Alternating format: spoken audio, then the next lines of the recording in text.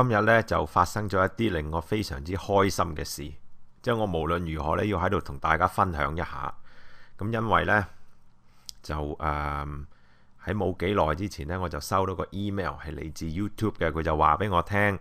咁我早前出嘅一條片咧叫做暑期猛片《挪亞方舟驚世啟示》第二集預告片上色，咁就俾人 ban 咗喎。佢話我呢就侵權喎。咁我相信呢，就係因為我喺討論佢嗰個預告片入邊呢，我就有即係用到佢嗰條預告片，即係我一路播放嘅時候呢，咁同時間呢，我就俾我嘅評論咁樣嘅。咁呢，即係佢就話即係嗰啲預告片呢係屬於影音使團嘅。咁而家佢哋投訴，咁所以呢就 ban 鬼咗啦。咁如果未睇嘅朋友呢，咁又即係唔需要喊嘅，係嘛？咁即係點解我喺度 show 呢個畫面呢？你問我都唔知㗎，係嘛？即係咁以 show 下啦，我都唔知有咩意思嘅。咁即係你醒目嘅，你知係咩事啦，係嘛？咁我呢條片呢，就即係佢已經完成咗佢嘅歷史任務㗎啦。喺我嘅角度嚟講，因為呢就嗰個 view count 呢，咁去到12000幾，唔係即係11000幾，就快到12000。咁即係我覺得上限都係咁上下啦，唔會再多得幾多。通常即係因為我唔知點解講親挪亞方舟呢，都去到萬幾咁樣，咁呢個係差唔多啦，係咪啊？咁我都相當高興㗎啦。咁唯一我覺得好可惜嘅呢，就係我對唔住即係 Wallpaper 嗰個即係阿李智友小姐咯，即係唔覺意連佢都俾人河蟹埋，我真係覺得非常之唔好意思。咁但係呢，即係我就點解話好開心呢？因為話晒俾人河蟹，但係即係我覺得冇乜所謂。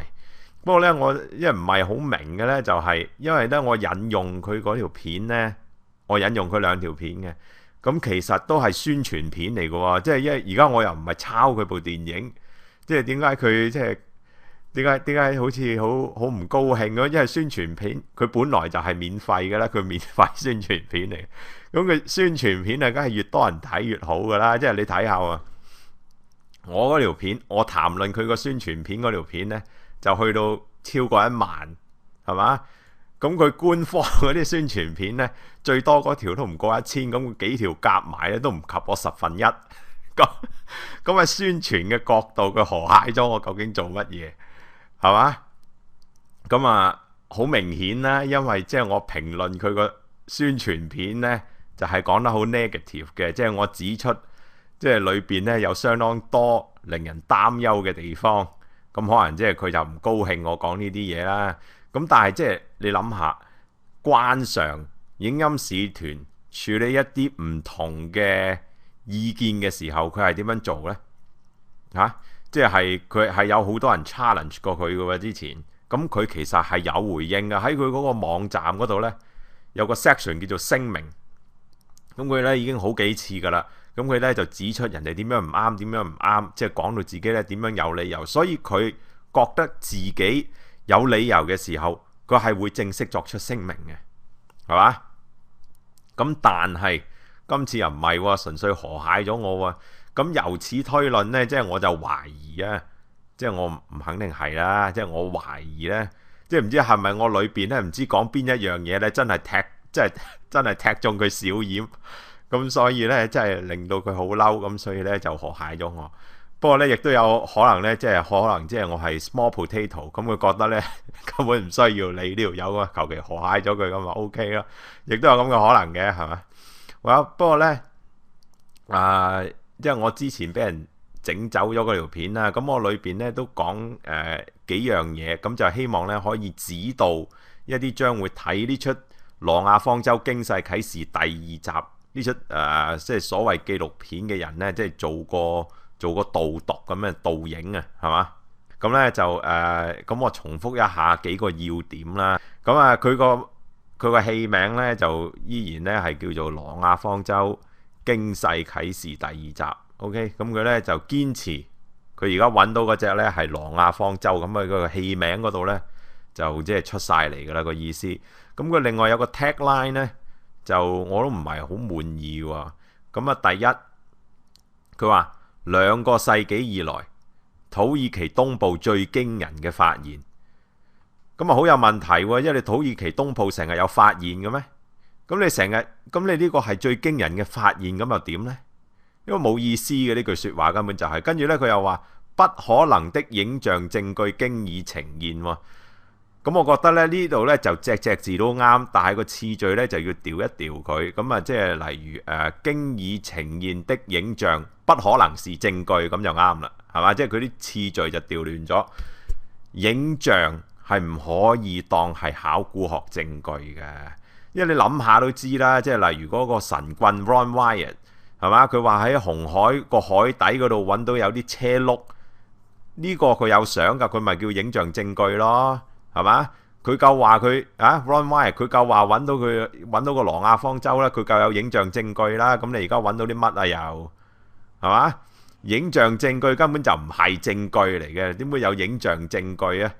即係你咧只可以話係呢出係個電影可以收錢咁樣樣。即係 anyway 啦。咁我咧就有幾樣嘢想提嘅。因為咧第一集咧佢就相當蠱惑。俾個女仔大家睇嘅，一路聽住我講啊。因為咧佢上一集咧就相當蠱惑，佢大半出戲咧都係喺度播啲人喺度環宇風情啊、爬雪山啊，然之後咧就即係上到高山嘅時候咧，佢嘅嗰啲儀器又壞咗，咁佢又話俾鬼搞啊，然之後祈禱咧，跟住啲儀器又喐翻，咁就即係大半出戲咧都係見證同考古學係完全冇關，咁你亦都睇唔到嗰隻船乜滯嘅，你都係睇個山窿嘅啫。咁即係你睇完唔知睇乜，基本上係俾佢 distract 咗。咁咧就我擔憂咧就係第二集咧就繼承咗佢第一集嘅傳統，咁所以咧我想提醒大家，即係如果佢喺出戲裏邊加插好多啲人嗰啲見證啊，即係爬山好辛苦啊，有啲石冧落嚟啊，你完全冇理嗰啲，同嗰隻係咪挪亞方舟咧係完全冇關嘅。即係嗰班人咧可能佢爬山爬到上去咧，佢哋非常之勇敢啊，但係你入去睇嗰出戲咧叫做《挪亞方舟驚世啟示》，係嘛？唔係叫做咩攀山之旅向世界出發乜乜嘢咁嗰啲，係咪先？咁另外咧，即係佢又聽講咧，佢會有個見證咧，好特別嘅就係佢其中一個隊員咧就患咗即係末期癌症，即係佢咧就非常之可憐，即係我咧就真係非常之同情佢，並且我覺得佢係一個好勇敢嘅人，係嘛？即係身患惡疾咧，都仲去即係去做呢啲咁危險嘅旅程，係嘛？即係證明咧佢即係佢相信嘅嘢咧，佢又真係去做，係嘛？呢方面咧好值得係嘉許嘅，但係咧就唔代表佢信嗰樣嘢咧就一定係真，係嘛？呢個兩回事嚟嘅，呢個係，所以咧就唔好俾佢啲見證咧就 distract 咗你。咁我 summarize 下之前，佢呢出戲之前咧佢就完全冇證據㗎啦，其實即係冇 evidence， 但係就有一個 argument， 就係即係咧佢喺山上邊揾到啲木，咁佢就話如果山上邊嗰啲木唔係挪亞方舟，咁可以係乜啦？係嘛？山上冇理由無厘頭有木噶嘛。咁但係咧，即係你留意下佢點樣 phrase 呢個 argument， 你就知啦。佢呢個根本就係一個反問句。如果你睇下佢啲 website， 係嘛？睇下佢嗰啲 video， 係嘛？睇翻佢上一出戲，佢上一出武戲，即係佢一路以嚟講嗰啲嘢，佢講嘅都係用一個反問嘅語氣問你啊。即係佢而家係 arguing 一樣嘢，係嘛？要 make 個 statement 嗰個係佢啊，唔係我啊。點解佢問翻我轉頭啊？而家係嘛？咁所以你就知道佢呢個 argument 唔可能係 convincing 嘅，因為根本就係一個問句，而唔係一個答案嚟嘅。咁但係即係佢又冇辦法㗎，因為佢冇證據啊嘛。佢唯一咧就係拋出一啲可能性，跟住又反問你。咁但係咧最大問題就係，因為我已經之前咧提過好多次，咁我係咁以又講下。其實佢而家揾到嗰隻話嗰隻一個木結構咧，佢喺另外至少2個地方，亦都揾到有木嘅存在嘅。但係問題而家咧，即係佢就想話，即係其實咧就係嗰個挪亞方舟，即係停泊喺嗰度嘅時候咧，就唔知可能碌咗幾下就分開一橛橛。咁所以呢，其實呢，就嗰幾個地點嗰啲木呢，都係嚟自同一隻挪亞方舟嘅。問題就係佢而家又唔肯同我哋講，係嘛？即係佢發現嗰啲地點喺邊喎，係嘛？即係如果隔成個省嘅，即係隔好遠嘅，咁啊，梗係冇可能啦！即係你地震都唔會震，即係震咗去啲汶川嗰啲，即係嗰啲豆腐渣工程會震咗去北京噶嘛？係咪啊？即係如果你可以即係近近地嘅咁啊 OK，但係佢問題佢又唔肯講喺邊，咁所以其實佢呢個 argument 咧就真係好危險，因為佢有少少就係自己拗翻自己，因為佢根本就係佢自己喺其他地方嗰度揾到有其他木嘅，而家佢就話嗰啲木咧都係即係山上邊應該唔會有木嘅，你發現到有木咧，除咗係挪亞方舟之外咧冇其他可能，咁即係有少少自相矛盾，就解釋得唔係幾好。不過咧呢出戲可能佢會即係有啲其他，佢話有啲咩好驚人嘅影像證據啊嘛，咁可能佢有其他嘢俾你睇嘅。咁但係無論你睇到咩都好，你問自己3個問題係嘛？即係從理性上咁樣推斷啊。即係如果我睇嗰出戲，我會咁樣問自己咯。第一，佢俾我哋睇緊嗰啲嘢，究竟有冇證據嗰啲係一啲古物先係嘛？即係究竟係啲近期嘢啊，定係真係好多好多年前嘅嘢呢？係嘛？呢個係透過即係啲考證呢，係可以證實嘅。咁如果係一個古物呢，即係例如啲好古舊嘅木，咁你就要問嗰個木究竟係咪一隻船呢？係嘛？即係你要睇清楚喎，佢要真係一隻船先至算係嘢喎，因為你要係挪亞方舟，最低限度要係隻船啦，係嘛？咁啊，第3個問題呢，即係如果你證實到嗰啲又係舊嘢，又係木嚟嘅，咁第3你仲要證實嗰隻真係挪亞方舟喎，因為佢出戲叫做《挪亞方舟驚世啟示》啊嘛，係嘛？咁你要證實嗰隻係挪亞方舟先得㗎。咁你要證實喎，因為即係古代近東啊，都唔使我講啦，大家都知啦嚇，有好多傳說都係有隻船。跟住就經過大洪水停咗喺個山度嘅喎，即係例如嗰個咩 Sumerian 佢嗰個叫做 Gilgamesh Epic 係嘛？即係嗰個 Utnapishtim 佢亦都話佢經過洪水死唔去，搭隻船 OK 咗嘅喎，係嘛？巴比倫又有類似嘅啦，嗰個咩叫 Atrahasis Epic 係嘛？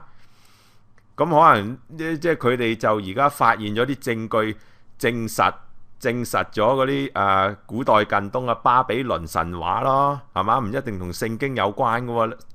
你本來呢要證實啲3樣嘢呢，就已經係極難㗎啦。而家你處事仲咁草率，係嘛？仲嚟玩河蟹，而唔係正面面對呢啲問題，係嘛？即係我喺佢出戲上演之前呢，就已經即係好心提醒佢，希望佢喺啲講座啊。係嘛？或者揾啲學者啊去講下，即係解決呢3個問題，至少要。但係咧，即係佢係呢啲咧，即係叫做咩啊？曠安宅而忽居，捨正路而不遊，係嘛？不仁不義就係呢啲，即係冇啲醒目嘅啫。我話佢啊，真係。